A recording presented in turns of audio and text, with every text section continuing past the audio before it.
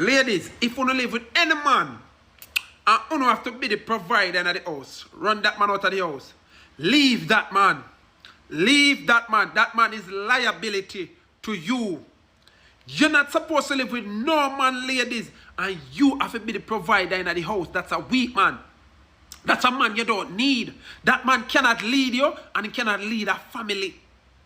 That man have no leadership skill in him. You can't live with a man, ladies, and every bill is in the house, and you have to pay them.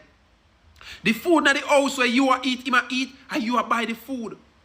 See, him there just enjoy himself with you. I enjoy what you have to offer. But what this man have to offer, ladies, any man who live with and who have to be the sole provider in the house, and who as ladies I do more than the man, you don't need that man in your life. I swear to God, me know a lot of men I go vex, but at the raw truth, ladies, man supposed to be man.